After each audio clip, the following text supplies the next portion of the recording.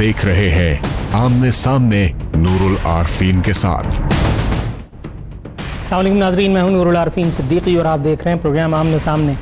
एक नया इश्क सजा लेती है पेशानी पर, एक नया इश्क सजा लेती है पेशानी पर, जब मुझे उसकी मोहब्बत का यकीन होता है। एक मुअम्मा है मेरे इश्क में वहशत लोगो, दिल कहीं है तो मुझे दर्द कहीं होता है। गालिबन शायर ने पाकिस्तानी सियासत की अजब कारगुजारियाँ अपने शेर में बयान की हैं। पाकिस्तानी सियासत में एक सेकंड में जो हराम होता है वो अगले ही लम्हे में हलाल हो जाता है। आज जो दोस्त होता है कल वो बहुत पुराना दोस्त बन जाता है और उसके बाद फिर वो इतना जानी दुश्मन हो जाता है कि जिसका तसव्वुर भी मुहाल होता है। कल के अपने आज फिर बेगाने हो गए। नून लीग पीपीपी में फाइनली किशोर कुमार और लता मंगेशकर के जितने डुएट गाने हम तुम्हें चाहते हैं ऐसे एंड दिस दैट जो भी गाए गए थे दोनों रहनुमाओं की जानिब से, वो सब अनका हो चुके हैं। दोनों रहनुमाओं ने एक बार फिर तोपे तान लिए हैं। एक दूसरे के खसाइल और अयूब को बड़ी फसाहत और बलागत के साथ बयान किया जा रहा है जैसे लोगों को कुछ पता नहीं। शहबाज शरीफ साहब को अचानक इतने दिनों के बाद अपने दोस्त के, मैं यारे गार कहूँगा तो शायद मेरा ख्याल गलत ना होगा, जरदारी साहब के वो भूले बिसरे स्विस अकाउंट्स याद आए जो इतने अरसे से शहबाज शरीफ साहब दानिस्ता या नादानिस्ता भूले बैठे थे। अब ज़रा कोई उनसे ये पूछे कि हज़रत ये स्विस अकाउंट्स और गरीबों की प्यारी प्यारी अच्छी अच्छी बातें कि गरीबों का इलाज हो जाता तो फलाना हो जाता, ये सारी बातें आपको पहले ख्याल नहीं आया था। मैं बहुतेरी कोशिशें कर चुका हूँ, लेकिन वो एक शॉट जो मैं आपके लिए लाया था बड़ी अरक्रेजी से निकाल के कि जरदारी तुम्हें सड़कों पे ना घसीटा तो मेरा नाम भी नहीं, नाम तो खैर 2-3 दफ़ा चेंज करवा चुके हैं अपना। एक बहरहाल साउंड बाइट इनका मौजूद है रेंटल पावर के हवाले से, फिर जरदारी साहब और तशद्दुद के हवाले से इन्होंने कुछ कहा था, मारने पीटने के हवाले से। दोनों नेक टू नेक चलाओ यार। रेंटल पावर प्रोजेक्ट जरदारी साहब सदर थे, क्या उसके ऊपर नोटिस लिया गया? अरबों रुपए खाए गए। नंदीपुर का जो बेड़ा गर्क हुआ उसका ये बाबर अवान उसका जिम्मेदार है। जरदारी साहब सदर थे। मफामत के बादशाह की घन गरज पर खादिम आला भी भड़क उठे। आसिफ अली जरदारी को दिल खोल कर सुनाई। इन्होंने स्विट्जरलैंड में पैसा पाकिस्तान के गरीब कौम का बेवाओं का यतीमों का पैसा लूटा। एसएसजी और कटेकना के कॉन्ट्रैक्ट के जरिए और दूसरे कॉन्ट्रैक्ट के जरिए $60 बिलियन, 6 अरब रुपया। अगर 6 अरब रुपया यहाँ पर अवेलेबल होता तो किसी गरीब के बच्चे का कैंसर का इलाज हो गया होता। जरदारी तुम्हारी बात देंगे, तुम्हारे टोले को मार देंगे।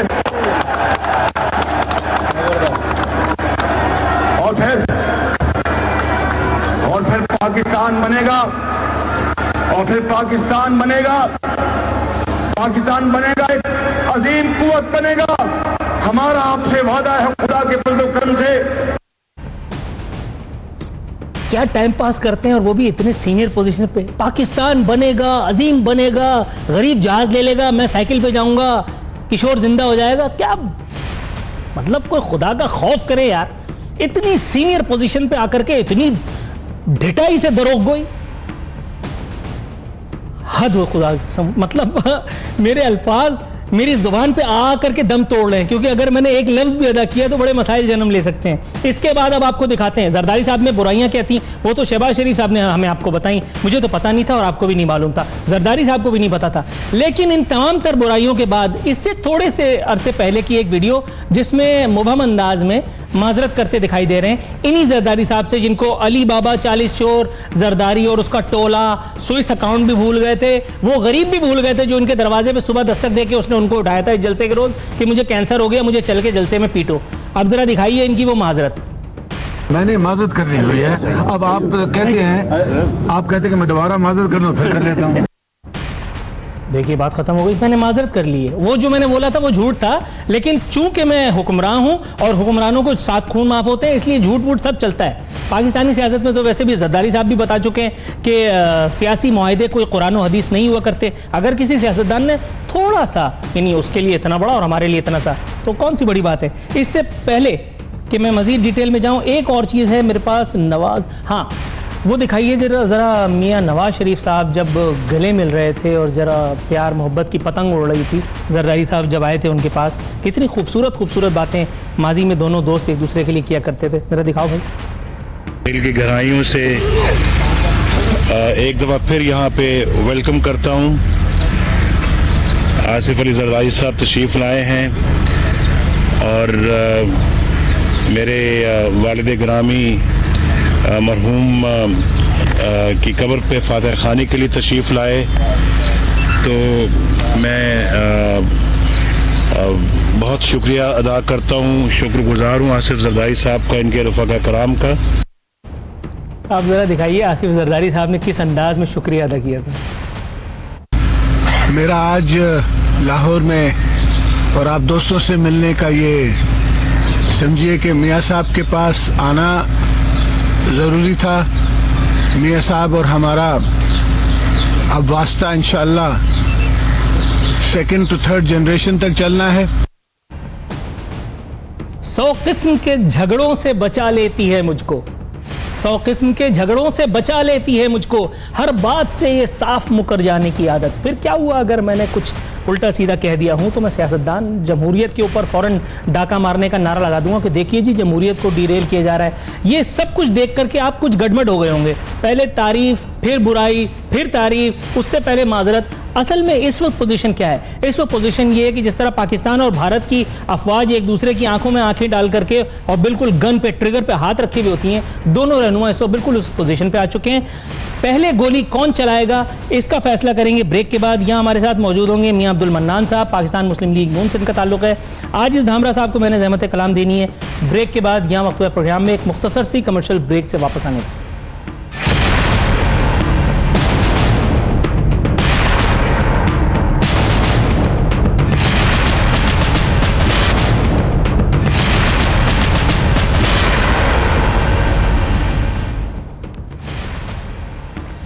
वेलकम बैक नाजरीन। मियां अब्दुल मन्नान और आजिज़ धामरा साहब दोनों हमारे साथ मौजूद हैं। दोनों मोअज़्ज़िज़ मेहमानों को अपने शो में खुशामदीद कहता हूँ। मन्नान साहब, सर सबसे पहले मैं आपकी तरफ आता हूँ। 1990 की सियासत एक मरतबा फिर हमारे दरों पर दस्तक दे रही है और दोनों तरफ से बंदूकें तान ली गई हैं। पहला फायर कौन करता है ये जानना है।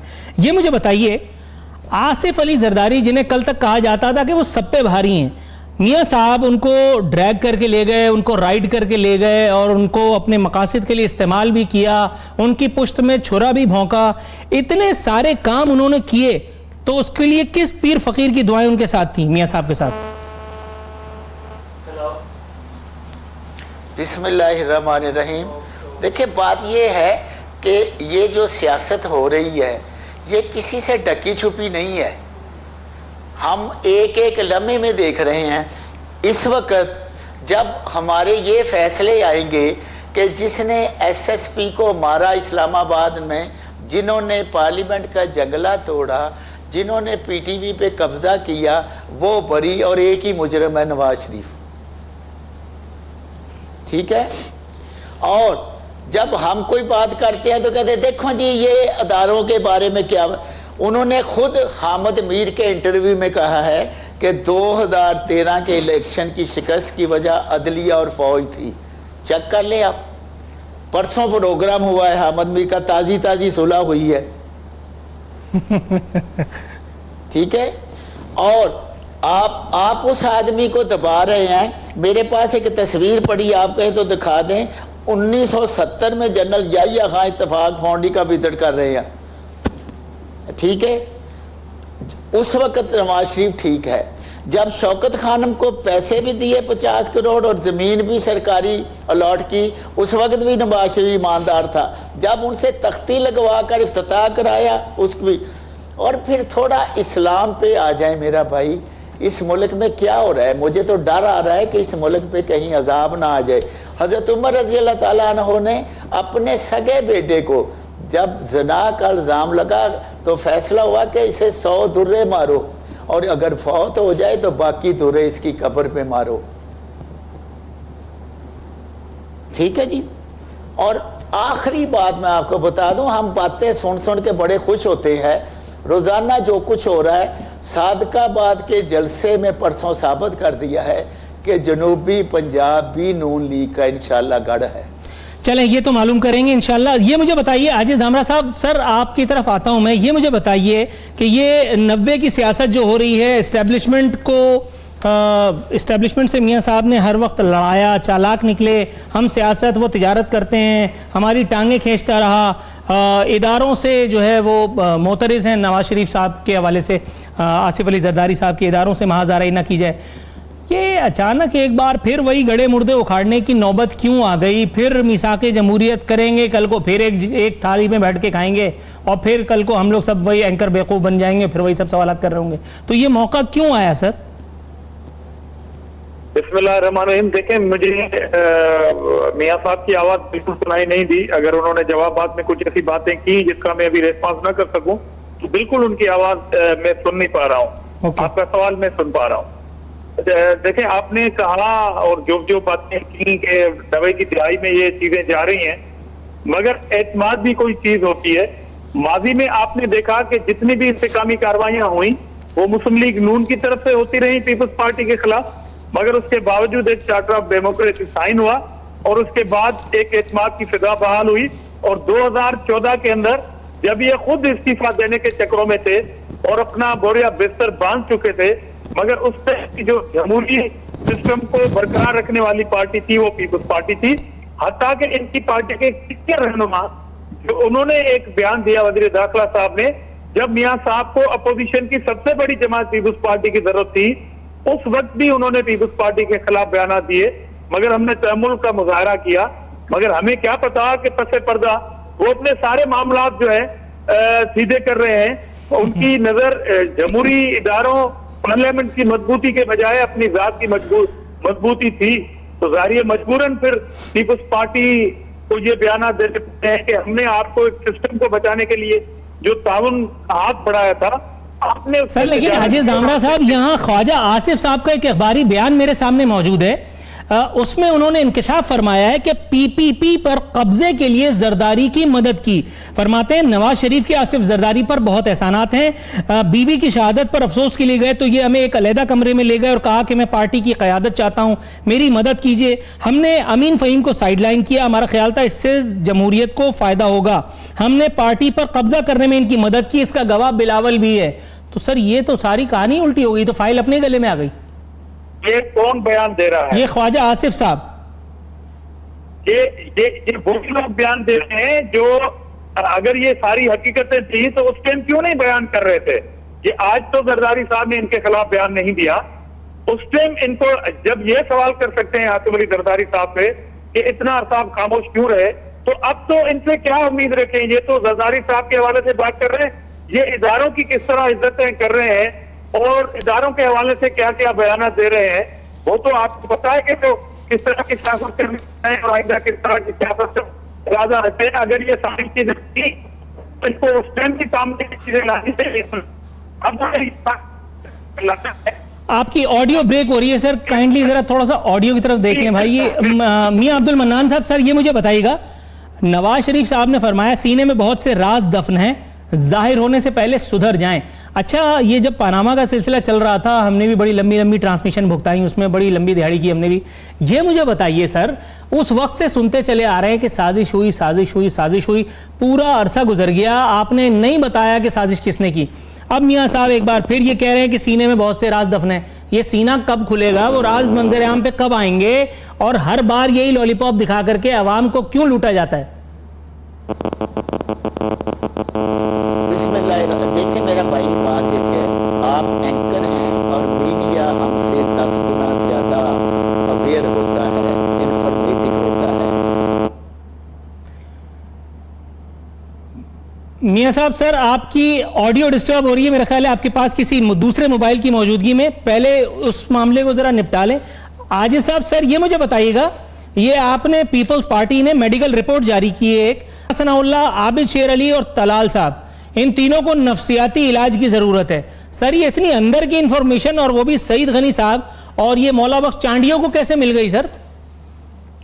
देखें जी, जिस तरह की हालात से ये दो चार है हमारे दोस्त, उससे तो लग ये रहा है, क्योंकि ये अपने आप को नजरियाती कहते हैं। हमने पहले भी कहा था कि ये नजरियाती नहीं नफ्सियाती है, और अब के जो बयानात इन्होंने शुरू कर रखे हैं इदारों के खिलाफ और पॉलिटिकल लीडरशिप, और खासतौर पर वो पार्टी जिनको आपने हर मौके पर इंतकाम का निशाना बनाया, पॉलिटिकल विक्टिमाइजेशन की, इंतकाम लिया, सारी चीजें की, मगर बावजूद सिस्टम को बचाने के लिए जो शख्सियत आपके साथ खड़ी रही, आज मोहसिन कशी का मुजाहरा करते हुए जब आप इस तरह के बयान देंगे तो मेरे ख्याल में मौला बख्श चांदी और सईद साहब का जो अंदाजा भी है या उनके पास जो रिपोर्ट आ चुकी होगी, मेरा राब्ता नहीं है, तो बिल्कुल ठीक और राइट वे में वो बात कर रहे हैं।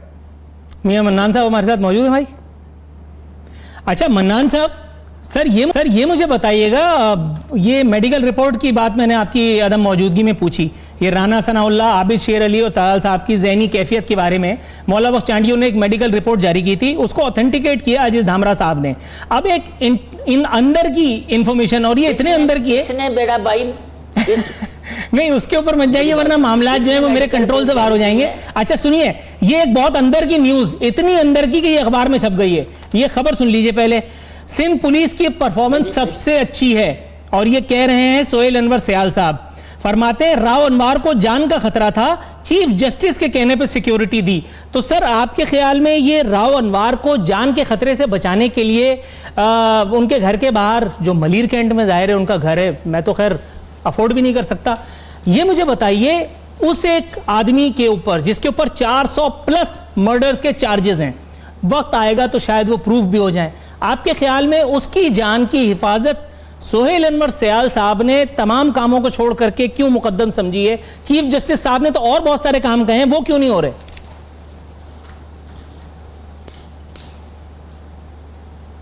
मेरा ख्याल है फुल टॉस चली। मियां अब्दुल मन्नान साहब, आपको मेरी आवाज आ रही है सर? जी मुझे आ रही सर। सर ये आप ही के लिए था सवाल जी। अच्छा मैं समझा दामड़ा। देखा राव अनवार किसके कहने पे बंदे मारता था?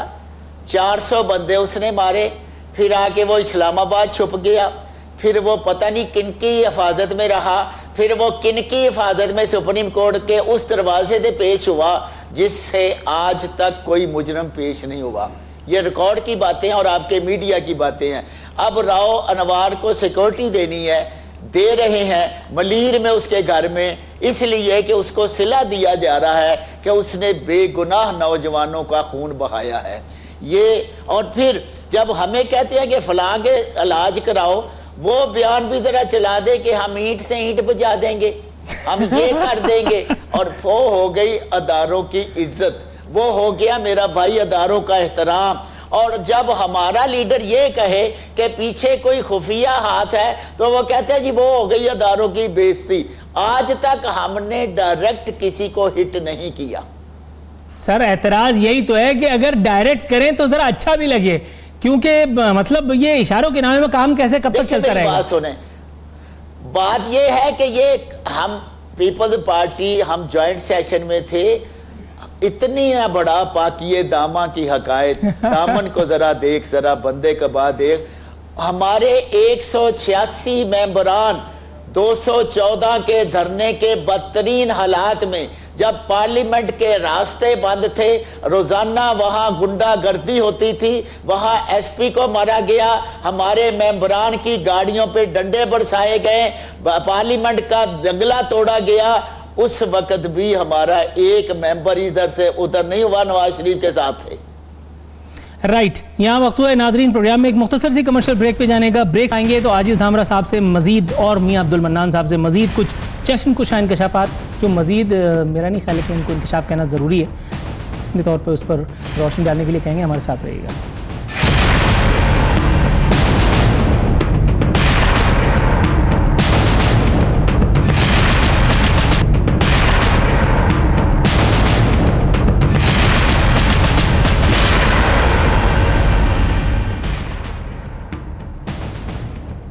वेलकम बैक नाजरीन, प्रोग्राम के अख्तामी मरहले में दाखिल हो चुके हैं। आजिज धामरा साहब, ये राव अनवार से जो रिश्तेदारियां दिखाई जा रही हैं, अभी मियां अब्दुल मन्नान साहब ने भी जिक्र किया कि राव अनवार से उल्फत का कुछ इन्वर्टेड कॉमाज में खास सबब भी हो सकता है। सोहेल अनवर सयाल साहब को चीफ जस्टिस साहब ने या महकमा दाखिला को सिर्फ एक ही हुक्म दिया है, और वो है कि तमाम काम छोड़ के राव अनवार की हिफाजत करो, उसके अलावा सूबे में जो कुछ भी हो रहा है वो तमाम, मतलब रावी चैन ही चैन लिखता है, या राव अनवार में कुछ ऐसा है कि जिसकी तहफ़्फ़ुज़ की जो है वो कसम खाई हुई किसी एक सतह पर किसी ने?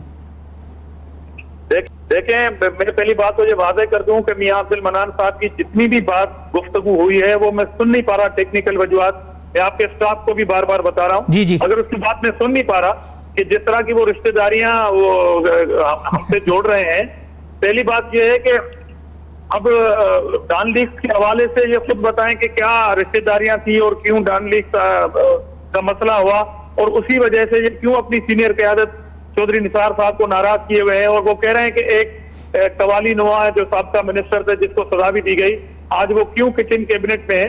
तो वो तो ये आदि है इस तरह की सियासत के, तो वो जारी है अपनी बात कहेंगे।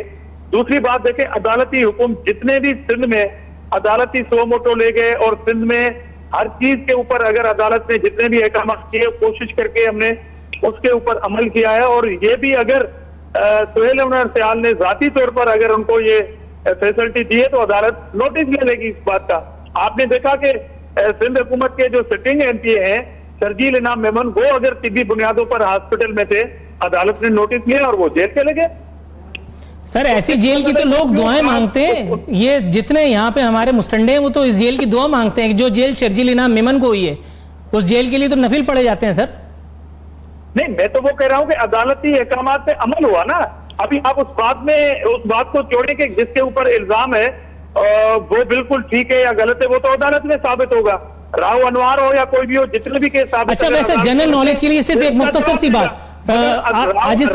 राव अनवर को अगर सूबाई हुकूमत ने या अनवर ख्याल साहब ने जाती तौर पर अगर ये फैसिलिटी दी है तो अदालत सुबह को ही आप चले जाए, कोई भी चला जाए। Got it. लेकिन मुझे एक बात बता दी, मैं सिर्फ अपनी कम इल्मी छुपाने के लिए सवाल पूछ रहा हूं, वरना पूछ रहा नहीं था। ये तमाम लोगों को, जितने भी चोर चक्के डकैत कातिल जो भी होते हैं, उनको इसी तरह से प्रोटोकॉल मिलता है? मतलब उनको उनके बंगलों को जो है वो सब जेल करार दे दिया जाता है, या ये कोई खास मामला है? मतलब सिर्फ एक वन लाइन। बहुत अच्छा सवाल किया, और कल ही आपको मौजूद अदालत से ये सवाल कर देना चाहिए मेरे ख्याल में। अच्छा, आपने मेरे कंधे पर रख के चला दी, तो ये सवाल मैं स्किप कर देता हूं। सवाल कर रहे हैं, उसका जवाब मैं नहीं दे सकता क्योंकि मैं किसी अदालत का जज नहीं हूं। अच्छा ठीक है। अच्छा मियां अब्दुल मन्नान साहब, सर ये मुझे बताइएगा, शहबाज शरीफ साहब ने इरशाद फरमाया और बजाय इरशाद फरमाया कि अशराफिया ने अरबों रुपए माफ करा के जुल्म किया। अशराफिया ने जुल्म किया, उनको 5 साल के इख्तिदार खत्म होने के बाद याद आया। लोगों ने अपने अकाउंट, स्विस अकाउंट जिसको कहा जाता था, वो उनको 5 साल खत्म होने के बाद याद आए। उनको वो कैंसर का मरीज बच्चा भी याद आया जिसने उनके घर के दरवाजे पर दस्तक दी थी और जाती तौर पर उनसे जरदारी साहब की शिकायत की थी कि आसिफ अली जरदारी ने इस मुल्क को लूट लिया। ये सारी तो जनरल नॉलेज की बातें ना, हुक्मरानों को पता होनी चाहिए। इससे पहले शहबाज शरीफ साहब ख्वाब गफलत में क्यों मुब्तला थे? देखिए मेरी बात सुने, बात यह है कि जो कहा जा रहा है इमरान खान साहब की तरफ से जलसों में, जो बिलावल साहब की तरफ से, जो जरदारी साहब, जो शहबाज शरीफ साहब की तरफ से, अब चूंकि इलेक्शन कैंपेन शुरू हो गई है, इलेक्शन सर पे है, हर आदमी, हर पार्टी बाहर आ गई है। लेकिन एक बात है, अभी मैं आजिज दाबड़ा साहब से ज़रा दरख्वास्त करूँगा कि डॉन लीग तो एक मिसमरिज्म है ना, एक हवाई चीज़ है। हम ईंट से ईंट बजा देंगे, वो तो टीवी पे आपने भी देखा और हमने भी देखा।